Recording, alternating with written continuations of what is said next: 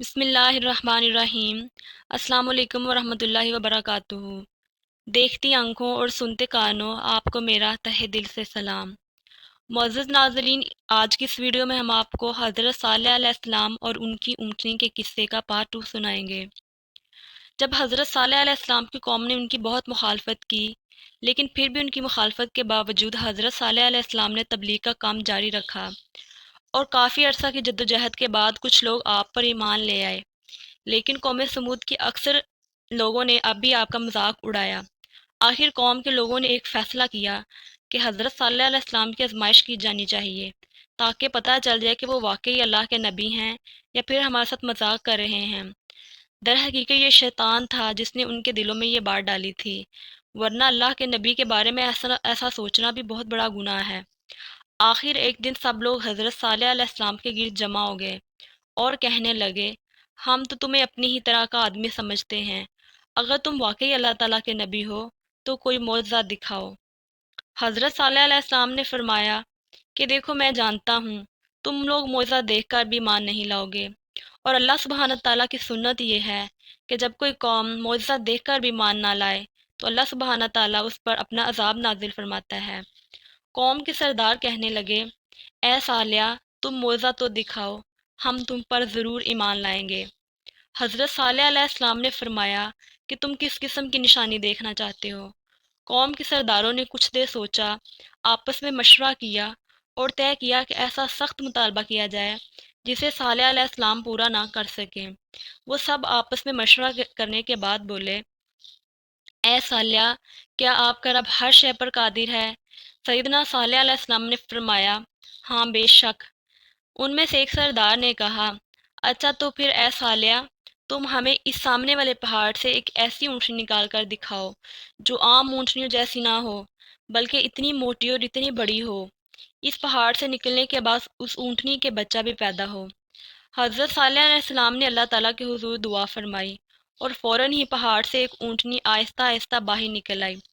سب لوگ حیران ہو کر اس اونٹنی کو دیکھ رہے تھے۔ قوم سمود نے جس طرح کی اونٹنی کا مطالبہ کیا تھا، اونٹنی بالکل ان کے معیار کے مطابق تھی۔ اس معجزے کو دیکھ کر کچھ لوگ تو ایمان لے آئے، مگر قوم کی اکثریت نے ایمان لانے سے انکار کر دیا۔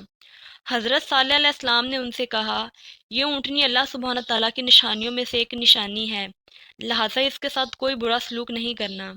اگر تم نے اس کے ساتھ برا سلوک کیا تو پھر تم دردناک عذاب سے دوچار ہوگے۔ اور ہاں، اب ایک بات کان کھول کر سن لو، ایک دن چشمے کا پانی تمہارے جانور اور تم لوگ پیو گے، جبکہ ایک دن یہ اونٹنی پیا کرے گی۔ اب یہ عام اونٹنی تو تھی ہی نہیں، بلکہ لمبی چوڑی جسامت کی تھی۔ اس اونٹنی کا بچہ بھی ایسا ہی تھا۔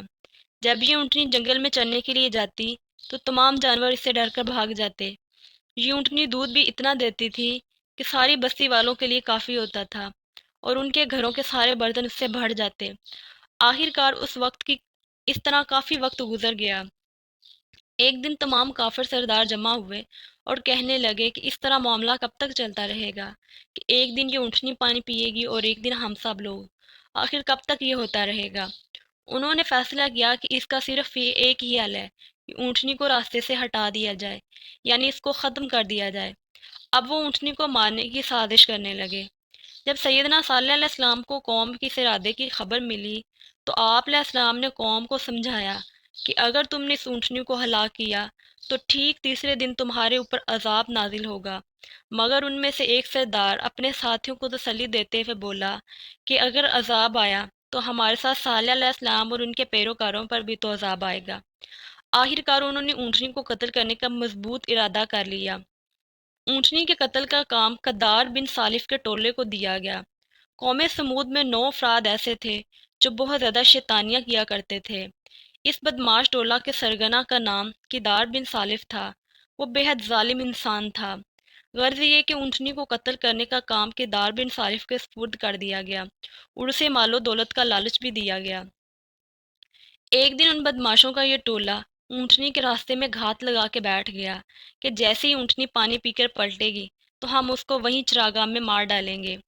جیسے ہی اونٹنی پانی پی کر واپس پلٹی تو ان میں سے ایک نے اس کی پنڈلی کا نشانہ لے کر اس پر تیر مارا۔ تیر اس کی پنڈلی سے آر پار ہو گیا۔ اونٹنی نیچے گر کر تڑپنے لگی۔ اب کدار بن سالف نے تلوار سے اس کے اگلے دونوں پاؤں کاٹ ڈالے۔ اس کے بعد ان تمام لوگوں نے اس اونٹنی پر حملہ کر دیا اور اس اونٹنی کو تلوار سے ٹکڑے ٹکڑے کر دیا۔ اونٹنی کے ساتھ اس کا بچہ بھی تھا۔ وہ فوراً ہی پہاڑ پر چڑھا اور دردناک انداز میں 3 بار چیخا اور اس کے بعد پہاڑ میں غائب ہو گیا۔ جب حضرت صالح علیہ السلام کو اس کی خبر ملی تو آپ نے اپنی قوم کو جمع کیا اور کہا کہ تم 3 دن اپنے گھروں میں اور گزار لو، پھر تم اللہ کا عذاب نازل ہوتے ہوئے دیکھو گے۔ بجائے اس کے کہ اس کام پر قوم کے لوگ شرمندہ ہوتے، کہنے لگے کہ اے صالح، لے آؤ وہ عذاب جس سے تم ہمیں ڈراتے ہو۔ یہ لوگ حضرت صالح علیہ السلام کو اب بھی نعوذ باللہ جھوٹا ہی سمجھ رہے تھے۔ انہوں نے حضرت صالح علیہ السلام کو بھی قتل کرنے کا ارادہ بنا ڈالا، لیکن وہ اس میں کامیاب نہ ہو سکے۔ جس دن قوم سمود کے بدماش ٹولے نے اونٹنی کو قتل کیا تھا وہ بدھ کا دن تھا۔ پھر اگلا دن جمعرات کا آیا تو ان کے چہرے زرد ہو گئے۔ جب جمعہ کی صبح ہوئی تو ان کے چہرے سرخ ہو گئے۔ تیسرے دن ان سب کافروں کے چہرے سیاہ ہو گئے۔ جب اتوار کی صبح ہوئی تو انہوں نے خوشبو لگائی اور تیار ہو کر بیٹھ گئے اور انتظار کرنے لگے کہ دیکھیں کس طرح کا عذاب آتا ہے۔ ابھی یہ اسی انتظار میں تھے کہ اللہ سبحانہ تعالیٰ کے عذاب نے انہیں آ لیا۔ جیسے ہی سورج طلوع ہوا ایک دم ہی زلزلہ آیا اور آسمان سے ایک چنگاڑ سنائی دی اور ان کے کانوں کے پردے پھٹ گئے اور ہیبت سے دل و جگر ٹکڑے ٹکڑے ہو گئے۔ اللہ سبحانہ تعالیٰ نے اپنی رحمت سے حضرت صلی اللہ علیہ السلام اور آپ پر ایمان لانے والی جماعت کو بچا لیا اور باقی تمام کافروں کو ہلاک کر دیا۔ جب قوم سمود پر عذاب نازل ہو رہا تھا تو حضرت صلی اللہ علیہ السلام نے ان الفاظ میں اپنی قوم سے مخاطب ہوتے ہوئے فرمایا، اے قوم، بلا شبہ میں نے اپنے پروردگار کا پیغام تم تک پہنچا دیا اور تم کو نصیحت کی، لیکن تم تو نصیحت کرنے والوں کو دوست ہی نہ رکھتے تھے۔ قوم سمود کی تباہی کے بعد جو لوگ بچ رہے وہ فلسطین میں آ کر آباد ہو گئے۔ اللہ تعالی ہم سب کو اللہ عز و جل کے احکامات کی پیروی کرنے کی توفیق عطا فرمائے۔ ویڈیو اچھی لگے تو اس کو لائک کر کے دوستوں کے ساتھ شیئر کریں تاکہ مزید آنے والی ویڈیوز آپ تک پہنچتی رہیں۔ جزاک اللہ خیر۔